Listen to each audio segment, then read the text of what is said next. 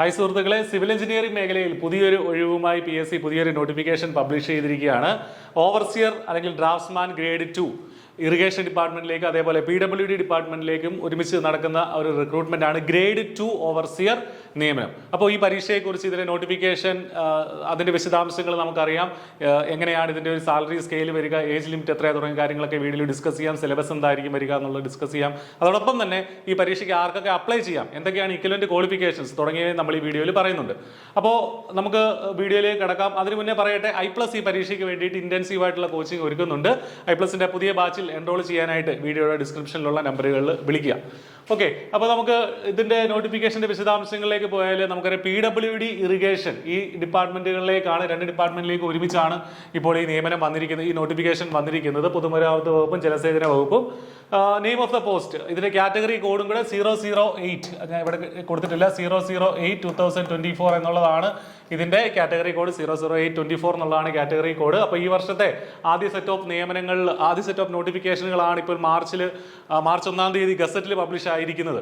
അപ്പോൾ ഇനി അത് PSCയുടെ വെബ്സൈറ്റിൽ ഉടനെ തന്നെ അത് അപ്ഡേറ്റ് ആവും. നിങ്ങൾക്ക് അപ്ലൈ ചെയ്യാനുള്ള പ്രൊഫൈല്, ആ ഒരു ലിങ്ക് ഉടനെ തന്നെ അപ്ഡേറ്റ് ആവുന്നതാണ്. അപ്പോൾ name of the post second grade overseer draftsman civil എന്നുള്ളതാണ് ഇതിന്റെ നെയിം ഓഫ് ദ പോസ്റ്റ്. അപ്പോൾ ഇത് നമുക്ക് സിവിൽ എഞ്ചിനീയറിംഗ് മേഖലയിലുള്ള ഉദ്യോഗാർത്ഥികൾക്കൊക്കെ അപ്ലൈ ചെയ്യാൻ പറ്റുന്ന ഒരു പോസ്റ്റ് തന്നെയാണ്. സാലറി സ്കെയിൽ നോക്കുക, 31,100 മുതൽ 66,800 വരെയാണ് സ്റ്റാർട്ടിങ്ങിലുള്ള സാലറി സ്കെയില്.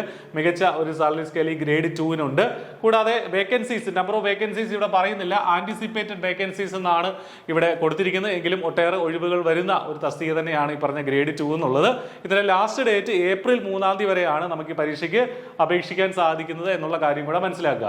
ഏജ് ലിമിറ്റ് കൃത്യമായിട്ട് കൊടുത്തിട്ടുണ്ട്. 18 വയസ്സ് മുതൽ 36 വയസ്സ് വരെ. 36 വയസ്സാണ് ഇതിന്റെ ജനറൽ കാറ്റഗറിയിൽ പെടുന്ന ഉദ്യോഗാർത്ഥികൾക്ക് അപ്ലൈ ചെയ്യാൻ പറ്റുന്നത് 36 വയസ്സ് വരെയാണ്.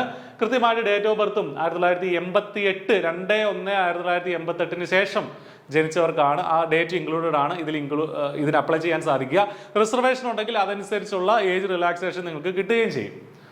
ഇനി ഇതിന്റെ ക്വാളിഫിക്കേഷൻ പറയുകയാണെങ്കിൽ, ബേസിക് ആയിട്ടുള്ള ക്വാളിഫിക്കേഷൻ ഒന്നുകിൽ എന്ത് വേണം, group certificates under KGT certificate, group certificate വേണം. അതിൽ പറഞ്ഞ പോലെ ഏതൊക്കെ ഗ്രൂപ്പുകളുണ്ടോ ആ ഗ്രൂപ്പുകളൊക്കെ അതിലേതെങ്കിലും ഒന്ന് പാസ്സാവുന്ന രീതിയിലുള്ള സർട്ടിഫിക്കറ്റ് വേണം. അല്ലെങ്കിൽ ഈ 8 സബ്ജക്റ്റുകൾ നിങ്ങൾ പാസ്സായിരിക്കണം.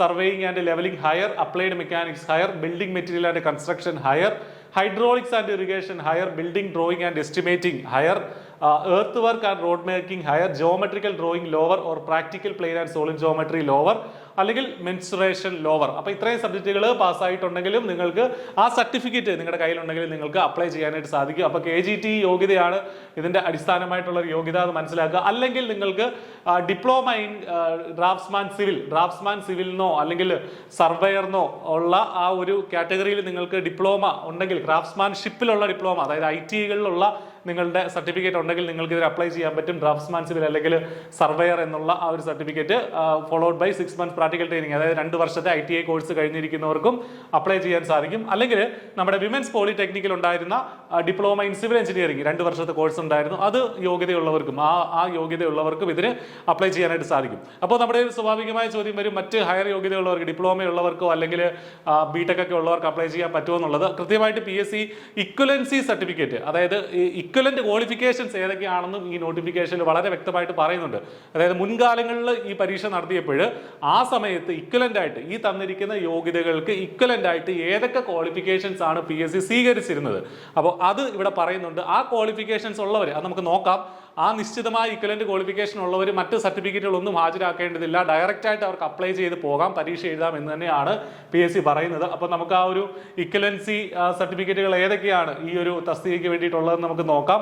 KGTക്ക് ഇക്വലന്റ് ആണ്. VHSC മുതൽ തുടങ്ങുന്നു, VHSC മുതൽ MTech വരെയുള്ള ക്വാളിഫിക്കേഷൻസ് ഇക്വലന്റ് ആണെന്ന് തന്നെ വളരെ വ്യക്തമായിട്ട് നോട്ടിഫിക്കേഷനിൽ കൊടുത്തിട്ടുണ്ട്.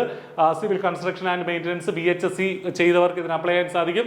പിന്നീട് SCVT സർട്ടിഫിക്കറ്റ് ഉള്ളവർക്ക് അപ്ലൈ ചെയ്യാൻ സാധിക്കും. BTech ഉള്ളവർക്ക് MTech ഇൻ സിവിൽ എഞ്ചിനീയറിംഗ് മതി. അതിൽ സ്ട്രക്ചറൽ ആണെങ്കിലും ജിയോ ടെക്നിക്കൽ ആണെങ്കിലും കമ്പ്യൂട്ടർ എയ്ഡഡ് സ്ട്രക്ചറൽ എഞ്ചിനീയറിംഗ് ആണെങ്കിലും ഒക്കെ നിങ്ങൾക്ക് അതിൽ അപ്ലൈ ചെയ്യാനായിട്ട് സാധിക്കും. ഇക്വലന്റ് ക്വാളിഫിക്കേഷൻ ഉണ്ട്.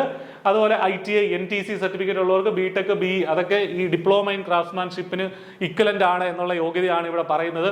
പിന്നീട് ഡിപ്ലോമ ഇൻ ഡ്രാഫ്റ്റ്സ്മാൻ സിവിലിന് ഇക്വലന്റ് ആണ് പോളിടെക്നിക് ഡിപ്ലോമയും അതോടുള്ള എംടെക് വരെയുള്ള യോഗ്യതകളൊക്കെ അതിന് ഇക്വലന്റ് ആണ്. ചുരുക്കി പറഞ്ഞാൽ ഈ ഒരു നോട്ടിഫിക്കേഷൻ അനുസരിച്ച് സിവിലുമായി ബന്ധപ്പെട്ട എന്ത് യോഗ്യതയുള്ള ആളുകൾക്കും ഇതിന് അപ്ലൈ ചെയ്യാൻ പറ്റുന്ന, എംടെക് മുതൽ താഴോട്ടുള്ള എല്ലാ ആളുകൾക്കും ഇത് അപ്ലൈ ചെയ്യാൻ പറ്റുന്ന AME sections A and B civil engineering ഉണ്ടെങ്കിൽ പോലും നിങ്ങൾക്ക് അപ്ലൈ ചെയ്യാൻ സാധിക്കും.